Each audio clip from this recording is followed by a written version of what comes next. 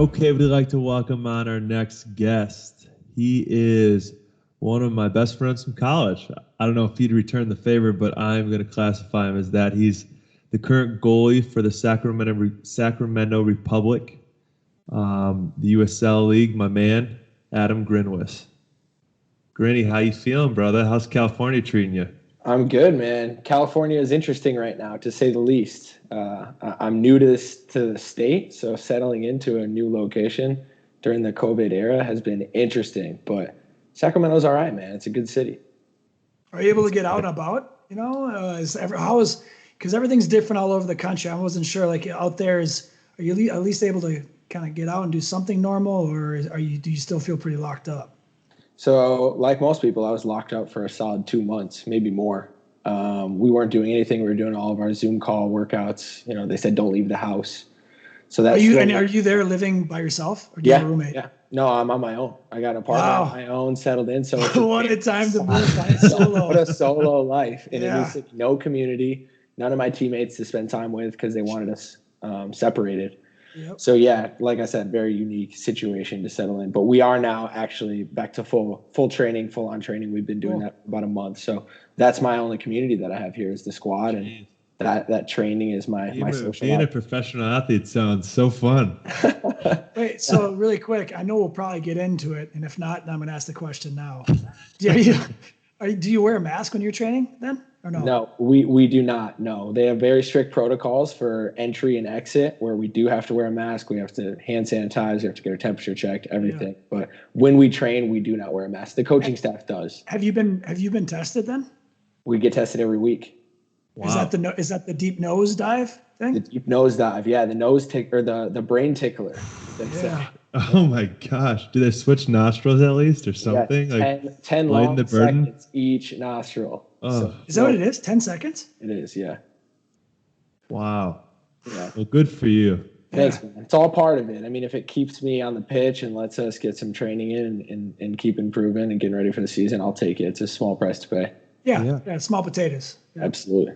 That's my guy, Grinny, always keeping a bright, optimistic mindset. Doing my best, man. I don't have you to help me out. Well, now that we have a podcast, we can just do this weekly, I guess. Yeah, just bring that every week. I'll just be a guest. Yeah. So, Grinny, I want to step way back to high school. You broke the Michigan high school record for the most career shutouts with 53, and I did the due diligence. Hasn't been broken yet that I found. Who knows? Who knows? But I want to ask, how much of that was you, or how much was it just you guys having a great team? Like, were there games you just didn't get any saves because you guys just dominated? You just hung out there by yourself? Yeah, not a lot of that was me. That was fully because I played for 4 years and we always had a good team and we were in a less than competitive conference. So no matter what, we would win. And I didn't get a lot of action. There was some years where we weren't as good and it was busier and, I was able to showcase myself a little bit. I had to make a lot of saves, but I didn't even know this was a thing until 3 years in. A dad from a teammate of mine brought it up and was like, "You have a lot of clean sheets throughout your career. I think you might be nearing the record." He did the math for me. He brought it to me. Then I brought it to my teammates and we set it as a goal for me to kind of achieve, which was really cool that they kind of got on board for it. So if we conceded one game, I had guys kind of apologizing to me because they felt like they were bored. But it was really special to kind of collectively go for an individual goal, which was really nice to have the boys on my side. But we had so many guys that ended up playing Division I college soccer, not only in my class, but, in the class below. So it was a fun experience, but I wasn't as busy as I was, throughout my time in Michigan, where I was incredibly busy. You have to excuse my ignorance with this, but are you coming from a soccer powerhouse? You're on consistent D1 players in different classes. That can't be very common, can it, in the Michigan high school kind of circuit? Yeah, I don't know if I would call it a powerhouse, but I think we were in a pretty good wave, right? There's waves, and we were at the high end of it, at least in West Michigan, because the hotbed is in Detroit. The east side of the state is where all the real talent is, but there was a lot of decent soccer players on the west side during my time in high school, and actually the powerhouse was a rival high school. So, there was only 2 good teams in West Michigan, so we never got out of our district because we always lost to that other team. Yeah, it's tough. Gotcha. So they were the powerhouse. How many? So out of 53 shutouts, or you had 53 total. Do you know how many games you played in then? I would have in to high school. How many games there were per season? I think it was about 20 per season. Okay, and you played how you did you? So Okay, yeah, you probably played 80. four?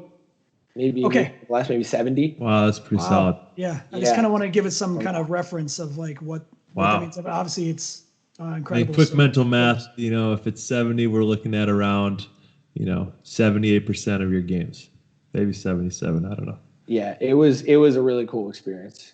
That's sweet, man. Yeah, well, good time. That's all we want to touch on for high school. Let's fast forward now. You've been playing professional soccer for, since we graduated college, so about 6 years now. What's it like being a professional athlete?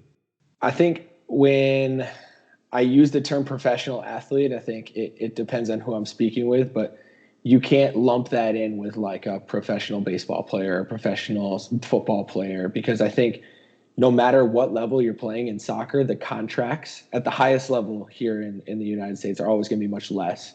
And the notoriety of the sport is so much less. I think the airtime that the sport gets is just a lot less than those power sports or those top sports that we have here in the U.S. So especially when you're in the lower divisions, which for most of my career I have been, it is not glamorous. So I think that that's one of the biggest things that a lot of people don't know, and that I would probably say it's not glamorous. You have to love it. But it is one of the most fulfilling things that I could ever imagine doing as a career. Like, I love the sport. You guys are athletes. You know what it is to play the sport you love.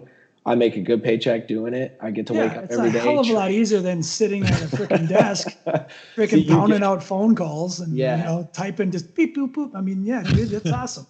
So, Grinny, what, you talked about it being so fulfilling. What about it has made it fulfilling, outside of playing soccer? What has it enabled you to do? Yeah, so one of my favorite parts about being an athlete is the platform that it provides us. And I think you get a little bit of it in college, and depending on the city that you're playing in, you get a real glimpse of what that can look like. Because sports fandom, no matter what it is so powerful in a community. So for a lot of the teams that I've played for, there's been a lot of outreach programs that get involved with inner city youth and a lot of really cool community service projects that I love getting involved in. Like I said, I'm living solo. I don't have a wife. I don't have kids. So I have a lot of free time, and I love trying to find opportunities to get plugged into the community. And I actually feel like I'm making some sort of impact because, like I said, you guys as athletes, you remember what it was like to be a kid. And if you were to have an interaction with somebody that was a professional, it's a superhero. How profound of an impact that would have on you as a kid. Right. So that's not lost on me every time I have an interaction with people within the community. So I try and, I don't think what I do is like that special, but I know to a lot of people it is really special. So to try and keep that perspective and get involved. If Sacramento, does your new team, because you're, like you said, you're new to them, do they have maybe like a PR person that hopefully sets some things up, or are you kind of having to go out on your own and just use your platform yourself, or how does that work? Is there help for you to get out there? Or, I mean, right now is unique times, but say things were normal.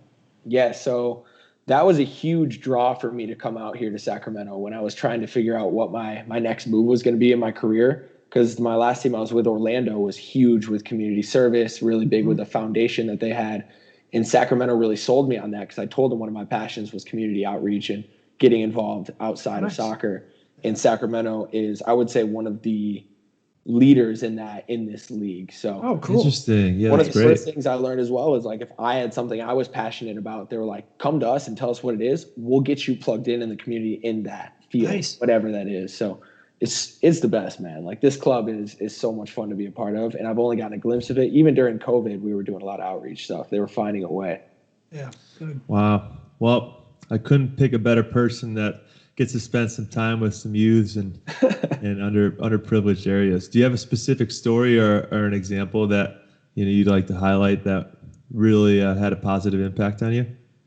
Yeah, actually, when I was at Michigan with you, Steve, one of my spring breaks, I took a missions trip to Orlando with a group of guys, and actually got plugged in with a homeless mission there. Athletes in Action. Yeah, that's how I met your brother and kind of got plugged in with you. So full circle right here. Oh, was Johnny Boy down in Orlando at the time, or? I'm trying to think if it was in Orlando or LA, but yeah, him and I took a trip together one spring break. I think it might have been Orlando. It was Orlando. Yeah, it was. So, yeah, this will make it real for you then.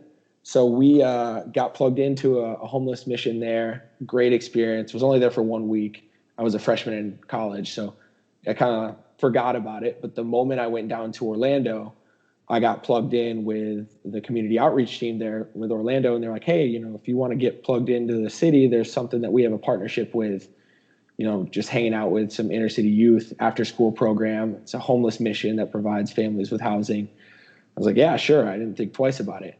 As I put the address into my maps and I just pull in and I'm like, this is familiar. I feel like I've been here before. All of a sudden I realized like, this is the exact same place that I served back that's crazy. 8 years earlier. Oh man. So then for 2 years I did that weekly, and that was just kind of my outlet, just to be able to come get to know those kids and spend time with them outside of soccer. So yeah, man, life is crazy like that. But then to have that, it clearly was a profound thing during my time in Michigan to then carry over, 8 years later being in Orlando.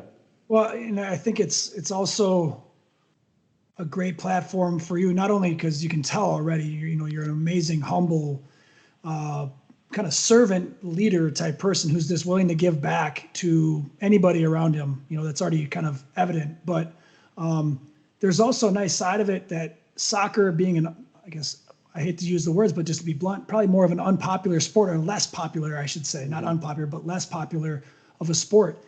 Do you find yourselves trying to bring the love and passion that you have for that sport to where you go, or is it, when you're helping out at maybe like with youth, are you doing sporting? Are you even using athletics in general, or what are you kind of doing with these kids?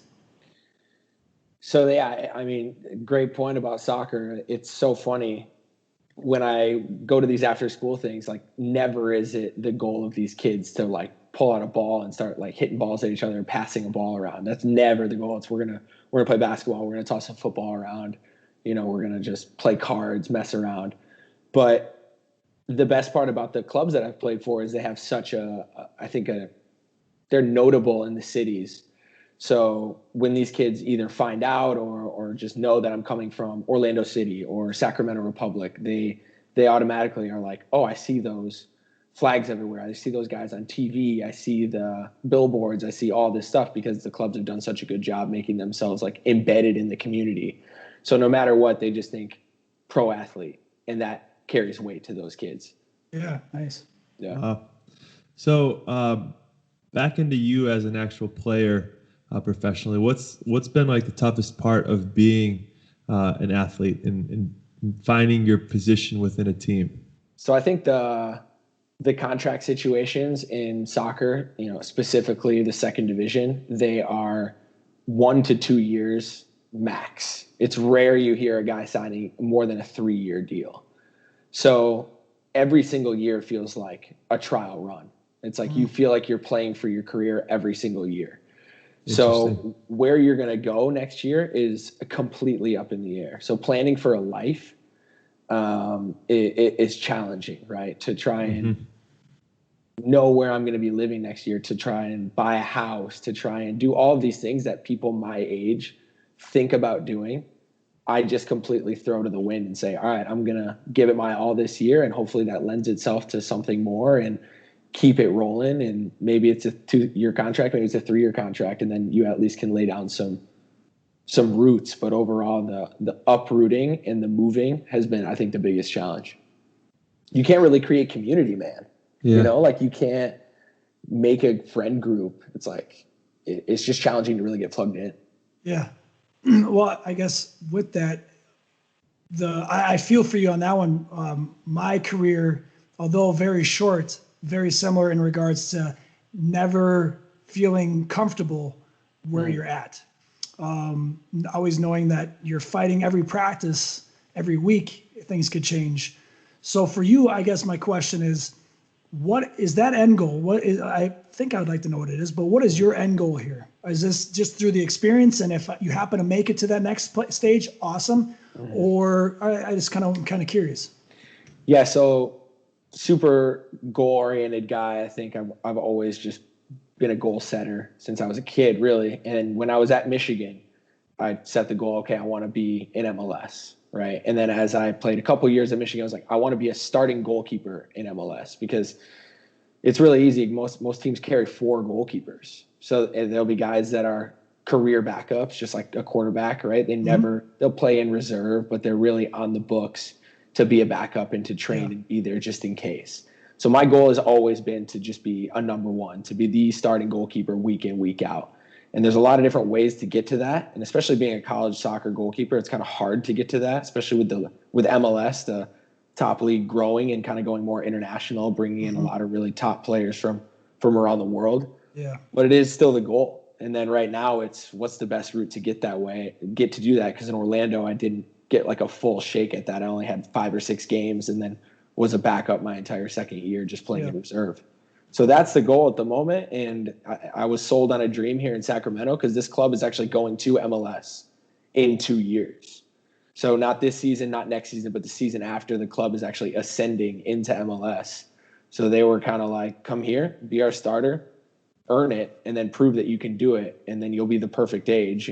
Prime age for a goalkeeper is 29, 30. Yeah, nothing will be handed to you. Like, what a good opportunity, though, right there. It is, man. Yeah, it's like kind of all I could ask for. I got to prove it every day.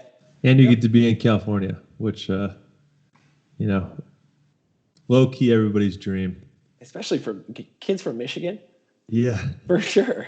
Yeah, I'm loving it out here. You don't have to go play soccer into the wintertime. Yeah. Like it just be 70 degrees at all times. I guess if you're traveling and whatnot. But, hey, Grinny, let's get into the coaching aspect of it. Obviously you're a first actual player that's come on the podcast, but would love to give your perspective of coaches and how they've impacted you as a player. My first question is, how do you define a good coach? I would define a good coach as a leader who could put a group of guys on the same page. I think, at least in my experience, getting a coach to collectively grab a group of dudes, get them all working towards a collective goal is one of the hardest things that I've seen, at least throughout my 5-6 years, even as a kid growing up, because it's a team sport, especially in soccer, where it's like you got guys with different agendas, you've got guys with different individual goals, but to have guys really die to the team and sacrifice their individual wants and needs for the team's goals, I think is a true coach can make that happen. Do you foresee yourself pursuing that life's mission of bringing dudes together, one common mission? Yeah, those are good words to use, aren't they? No, I've told myself pretty much my whole playing career I'll never be a coach. Why? I think I've just been dead set on I don't feel like that is my calling. But and I don't really know particularly why. I think it's just when you picture your life after your career, you have a sort of an idea what that could look like. And I just never thought coaching would be it. I mean, most of the guys I play with, that's like they play as long as they can, they retire, they coach as long as they can, right? Yeah. Which is, I think, a common thing for a lot of athletes because they've got a lot of knowledge to pass on. The longer I play, the more I think I'd be a pretty good coach. So, no, that's fair. I mean, you're right. You got a lot of ammunition. Yeah. You got a lot of years under your belt and these experiences. I mean, it would be something. But trust me, there's no shame in that game of being truthful and honest with yourself, because if your heart's not there, I mean, that'll be the worst thing for you. So yeah, I'll do those kids no good. I'll do those athletes no good. You'll do yourself and your family no good too. Of course. Yeah. So, no shame in that. So we'll see though. I've learned not to rule anything out in my Don't future. burn any bridges. Don't close any doors. But I got you. That may change here in a few years. So we'll circle back with you. Yeah, definitely. Well, you define, what it takes to be a good coach, but how, from a player's perspective, what you recommend doing that? How do you bring a group of guys together, a group of girls together to have one common theme or direction? I think clear communication has been, I just think communication to the masses is so important. I think depending on who the coach is, if they're not able to clearly communicate what his agenda is, whether that be tactically or, just overall culturally, those things are so important to clearly communicate. So everybody is, like I said, on the same page and working towards those things. creating a good culture, I think for me, in my experience, has been the most important thing. For me, feeling like, all right, we're all doing this together. But if it's not a clearly stated culture, guys aren't going to be working towards the same goals. Adam, follow-up question for you. Soccer has, give me what total, with your team right now, how many guys are on your team? We've only got like a 20 man roster, 22-man roster, but it could be up to 30. Typically. Okay, and what about college? Is that roughly the same, around 30? Yeah, 20 to 30. Okay. So yeah, I mean, that's a lot of moving parts, right? Yeah. To organize. I was just kind of curious, have you been a part of either a smaller team or say even a larger team than that? And do those dynamics change how you kind of view what a coach needs to do? Because 30 people, it's just on the borderline of being not intimate, being a lot, but it's definitely not, something large, like say like a track team or like a football team, I guess, like, something like that. So I don't know if you have, any experiences. Oh yeah. I think the larger the team, the more important it is for the coach to empower leaders. Yeah. So if it's a 30-man roster, 30+ man roster, you're going to naturally have some cliques, naturally have some, separation with groups. But if you're empowering leaders within those groups, then, you can collectively share that agenda and keep everybody on the same page. But cool. Yeah. Interesting. No, great answer. Yeah. So what about a memorable experience that you've had with a coach where, either at Michigan or, out of the gate at, with Rochester? Do you have a specific experience that you keep with you today and it's kind of your driving force? So actually, yeah, last year I think was that experience when I was in Orlando. My coach, James O'Connor, was a big culture guy. He really, really swore by creating a good culture. And I think to a certain extent he did that. There was a lot of moving pieces and we ultimately weren't successful, but I think he had put in a really good plan in place that kept our locker room together and kept us fighting for a collective goal. But one thing that he did during preseason was state very explicitly that there's 3 aspects that are super important to an athlete. That's the mental game, the physical game, and the spiritual game, right? Which most people don't talk about the spiritual aspect of it. I think it was new for a lot of us athletes or a lot of us players to even consider that. But a practice that he put in place was for every single guy in the team to, at one point throughout the season, stand up in front of everybody, and each individual on the team had to tell that person why they appreciated them and respected them for something outside of soccer and their soccer abilities. So to really essentially speak life into each individual and tell them, hey, we appreciate you. I like you as a person for reasons outside of your soccer ability. And it was a really unique experience because it was really uncomfortable at the start. But something that shouldn't be uncomfortable is incredibly uncomfortable. Incredibly uncomfortable. Wow. It was brutal the first couple of times. But if you got the right guy up there, guys really use the opportunity to be like, hey, I respect that you take the time to get to know me as an individual, or I take that my wife's name, so I feel closer to you. Sure. Things like that I might do naturally, or my teammate might do naturally, but doesn't think, wow, that actually had a really big effect on this guy. And now we share this like common thing that he told me he likes me, essentially. It sounds so juvenile and almost like no, not at all. Not at all. I mean, you think about it, we put up walls all the time, and we fight connecting with people. And sometimes there's either one particular moment, you look at some, all the cliche sports movies where like the coach makes them train really hard together and they're about to quit. And then that's when they kind of break down these walls that they've kind of put up. And this is just accelerating that process without having to run 1,000 gassers. So absolutely. Well, yeah, I mean, it's not football, it's not baseball, but guys can still be quite macho and think, I don't need to like show emotion. I don't need to cultivate connection. But like ultimately it's a team game, and the more connected the squad is, the more successful you're going to be. And I think that practice that we implemented throughout the season really brought the locker room close together. And it was like, hey, if that guy makes a mistake on the field and I rip him a new one, I can still know that he appreciates and loves me as just like a teammate and a man. And I a follow up to it, and not to get no specifics here or anything like that, but just kind of curious.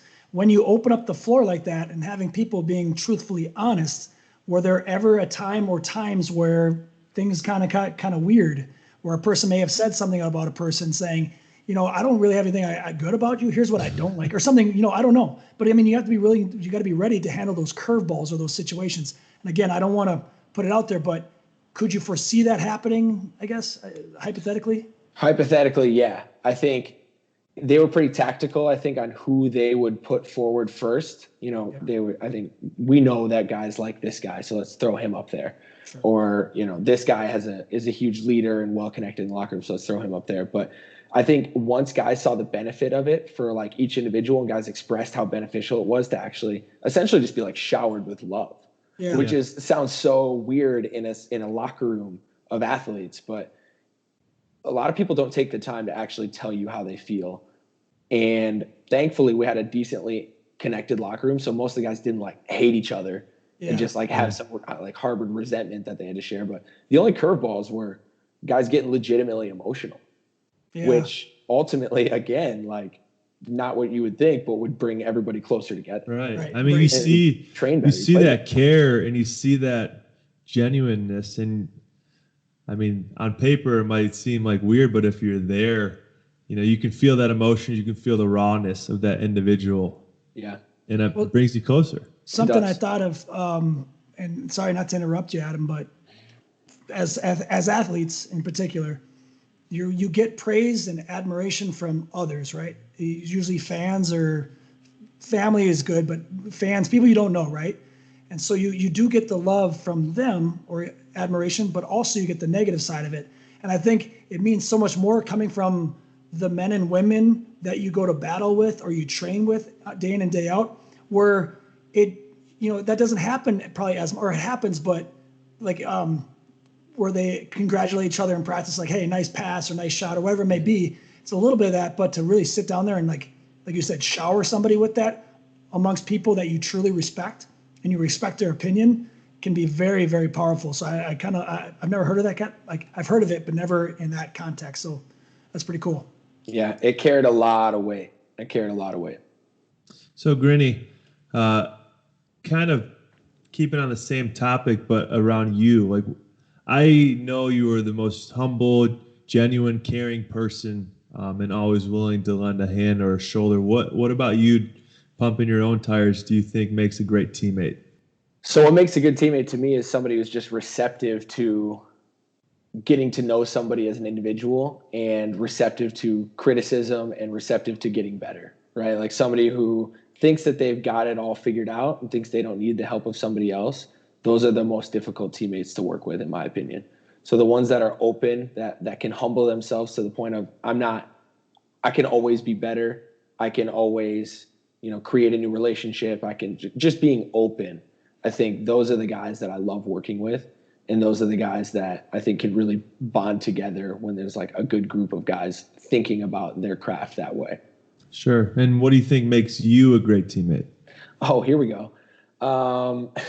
So I've said this a lot when people, not that I get this question a lot, but I think it is really hard as a goalkeeper because my position is so separate from everybody else. It's so specialized. It's so unique. So naturally there's segregation. Like we train separately. We do everything very separately. It's kind of like a kicker on the football team. Mm-hmm. Like you need them when you need them, and you almost forget about them when they're not actively involved. Yeah. So my whole life since I was a kid, I felt that and I didn't like it because everybody wants to feel a part of something. You want to feel part of it. You want to feel close with your teammates.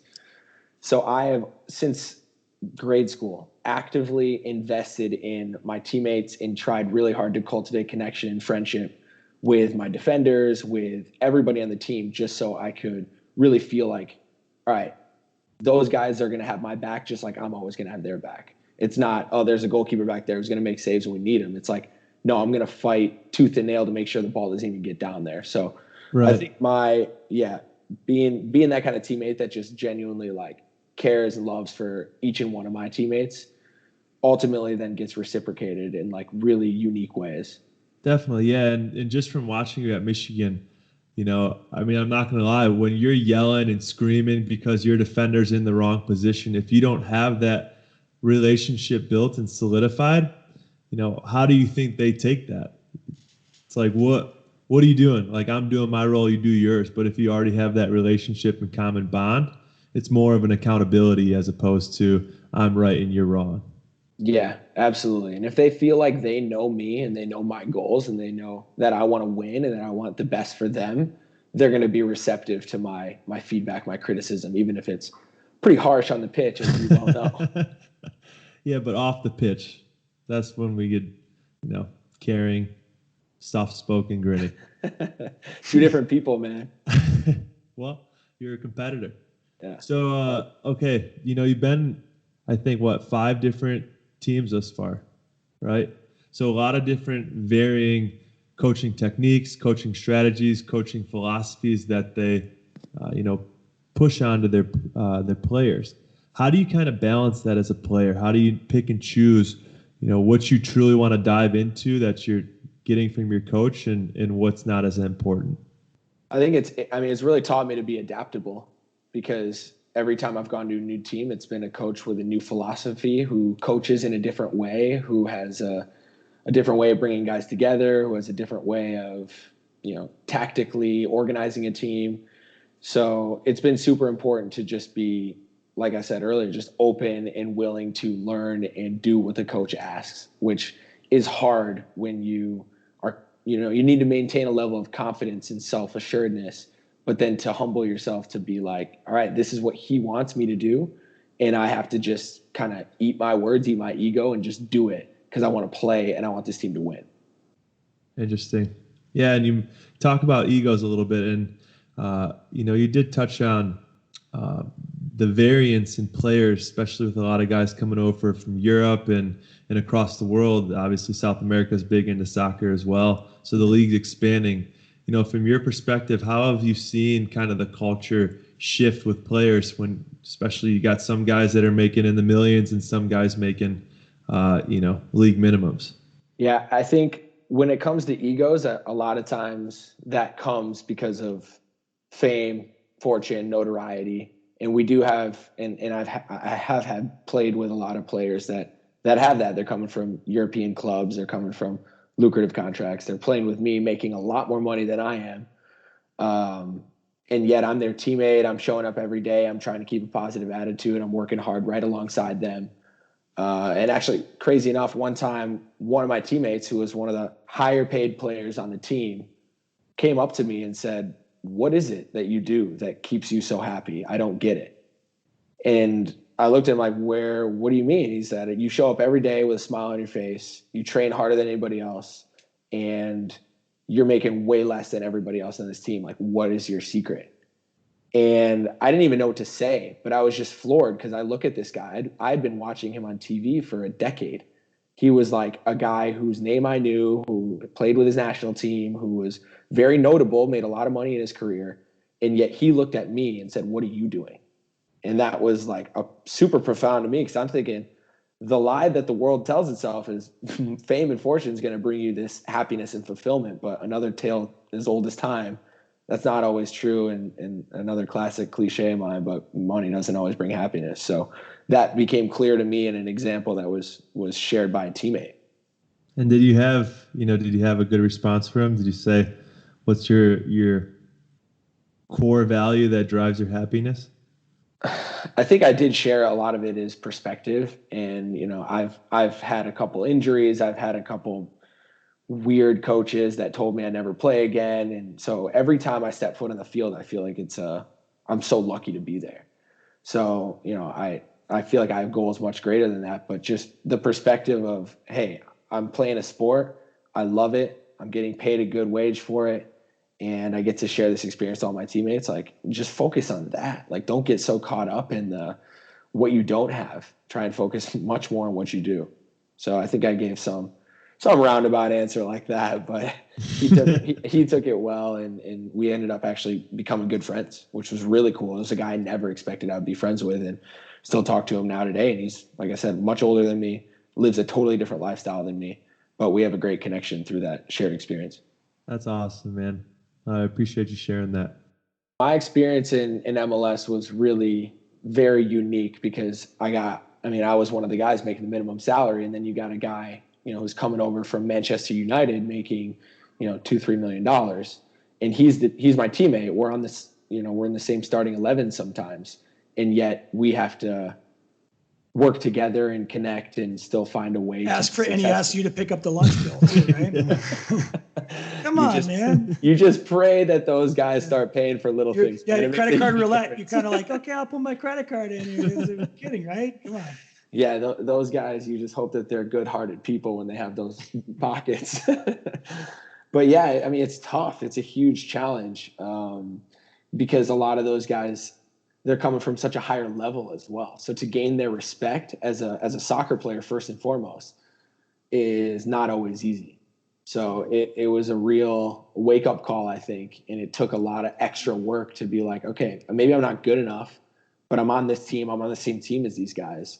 I can do a lot of extra work to essentially be at their level and not let them intimidate me just because they've got some $1 million mansion and I'm renting an apartment.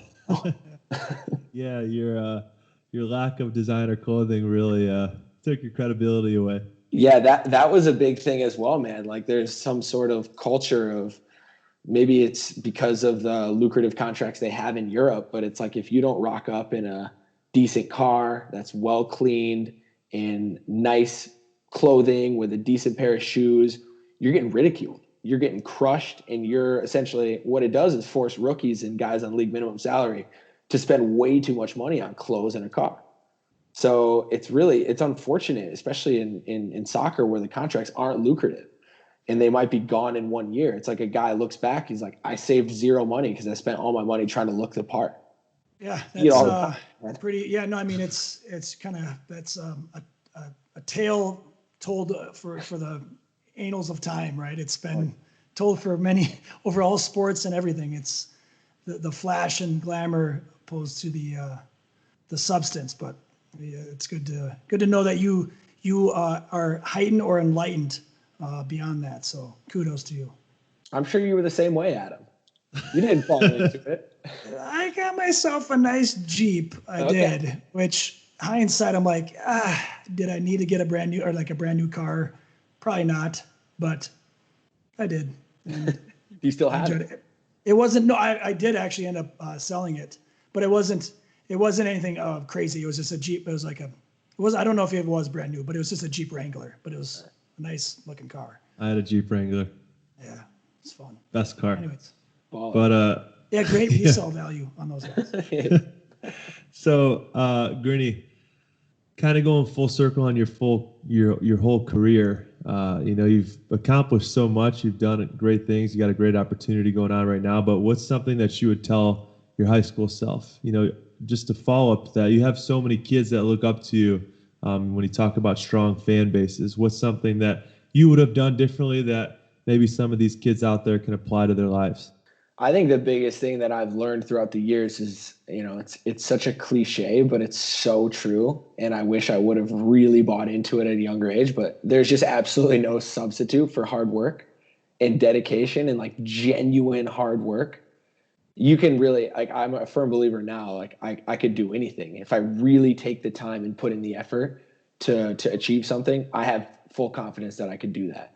But yet that means a lot of sacrifices. That means giving up things that a lot of people your age are doing, that most of culture is doing, and to essentially block that out, not be, affected by it, and just say, no, this is what I want to do, and I'm going to do everything I can to be the best at it. So how would you define genuine hard work? A lot of people think it's, working out a lot, watching film, but how do you do those things efficiently where you're actually seeing tangible results? I feel like a lot of people say I'm watching the film, I'm training hard, I'm lifting weights, I'm eating well, I'm sleeping well, but if they don't see the tangible results, they give it up, because that's hard to do. It's hard to do all of those things every single day, 7 days a week, every month, every year, over and over. And I think there's a lot of delayed gratification that can come with athletics, where it's like, if you're doing that consistently every day, your opportunity will come. Like it's another cliche, opportunity, when hard work meets opportunity, that's when you have success, right? Yeah. So it's like that opportunity will come. And if you've put in the hard work, you're going to prove yourself. And there's a lot of guys that are just naturally more talented who are there and just kind of coasting along. They're not doing that stuff every day. And the guys that are naturally talented and doing that stuff every day are the most elite athletes in the world. Right. Yep. The LeBron James, LeBron James, the Ronaldos. Yeah. People see these lives too, and although they are there, but those guys who do have not only the talent, but that work ethic. I don't want to say it's boring, but they see the glitz and the glamour, but to do, wake up every single day consistently at 6 a.m., to eat breakfast at 6:15, to make sure you get 2 liters of water in before 7, to do your workout, to do this every single day at 15-minute increments, and doing that consistently, that's not easy to do. Even when like you said, when you're not seeing the results, which more often than not is the case, because if your kind of schedule is dictated upon the successes you have, you'll be giving up and starting over all the time. And I don't know. So I think that's a really good point to hit on, to resonate that. Don't get caught up in the glitz and glamour. Know that the daily grind and discipline, there's beauty in that. So thanks. Yeah. You gotta fall in love with the grind, man. Like, you have to really love working hard. Like, I love training. Yeah. Like, the games are just a bonus, in my opinion. Like, I love showing up to work every day. I love getting in the gym, doing extra work. I love watching film, watching games. Like, you have to love that stuff that seems like kind of the side thing, not when the bright lights are on, not when all the fans are in the stadium, but you have to love the everyday. How would you contribute, your genuineness in your outlook on life to finding joy in those activities? Oh boy.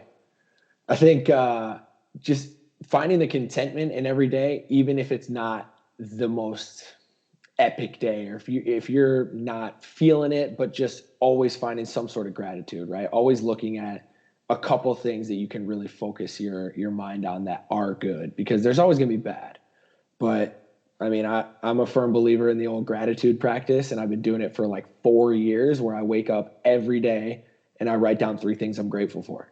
Even on my worst day, I wake up and I write those 3 things down. And I feel like that has slowly but surely changed my perspective on life. So even if I have a terrible training session, or I have a blunder that results in a goal and we lose the game, at least like I can try and maintain that overall outlook on my life. Yeah, that's what my girlfriend hits me with. All right, 2 highs in a low today. What do we got? Go. Yeah, got to focus on it. You're like, oh, okay, okay.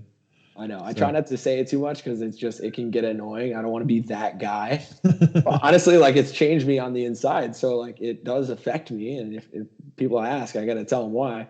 Yep. Grinny's just at Orlando with the guy from Manchester United making $2.5 million. All right. 3 gratitudes today. What do you got? Yeah, exactly. I'm thankful that I'm playing a sport that pays my bills. Like, just little things. Yeah. But little things. Believe me, I know. For my Maserati. I got you. You get so lost in it when your boys are like, everybody loves to complain. Even if grateful for my private jet, always for my Gucci shoes. Yes. And whatever, insert anything else. I got you. I hear what you're saying. I don't like the complainers. I try and stay away from it. You could always complain. Oh, yeah, dude. Forget the complainers. Yeah. Always. They're for the bees, man. So, Grinny, to close things out here, we talked a couple weeks ago for 2 hours, so no telling how long we could go with Adam involved in the mix. But I mean, Adam Weber involved in the mix. But with all your success that you've had, what's the thing that you're most proud of this far in your career? I feel like I'm most proud of the relationships I've built. It's crazy. I feel like you can get caught up in the accomplishments, individual and team, but I feel like the lifelong relationships that come along with sharing a locker room with a guy, with sharing a field and sharing a game experience with a guy, those are experiences that you just can't replicate. And sports has such a beautiful way of doing that, where you can really forge crazy deep relationships with individuals by sharing in those miserable experiences and unbelievable experiences. So yeah, those relationships I think will last for a lifetime. And I can always look back at that and be like, okay, whether or not I talk to that guy every day, we're always going to have that shared experience. And that will always stick with me. So I don't know. It's a strange thing to be proud of, as opposed to like, yeah, I had 53 clean sheets in high school, or, some tangible numerical achievement. I think those are really easy to kind of hang your hat on. But I don't know, as you guys might be able to tell, I'm a little bit more of like a spiritual kind of holistic. We're not too far removed. We're not too. Stuff.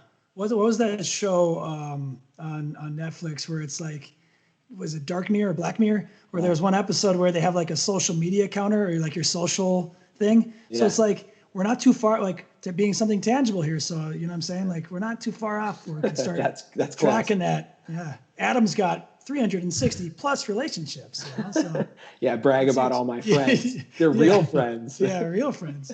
Yeah, I'm not surprised that you chose an intangible thing either. I mean, take our college, for example. Good times, intangibleness right there. Yeah, Steve, we had some great times, buddy. Being neighbors was a real treat. Beer cart Wednesdays. Never forget, man. So, all right, well, Grinny, man, we really appreciate you coming on. Would love to have you on in the future if you're interested in that. And I can't tell you how much this means to me. It's been a blast. No, I appreciate you guys having me on, man. I love what you guys are doing here. I think it's a really, really cool tool for any coach, any athlete.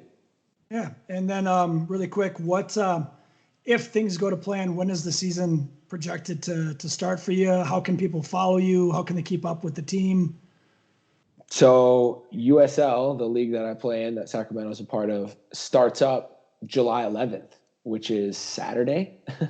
So my first game is on Monday. And I think it's on ESPN Deportes. If you guys, let's go. I have that. I'll be streaming it. So we've got a couple games that are going to be on the ESPN networks. Soccer is one of the few sports that's like actually getting back into it kind of before everybody else. Use this as like, it's huge.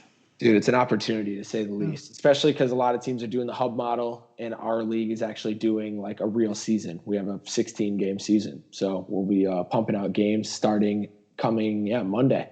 Cool. Can't wait. I can't wait to follow you guys, man. It's going to be awesome. I appreciate it, man. Yeah. All right. Well, fellas, have a good evening. All right.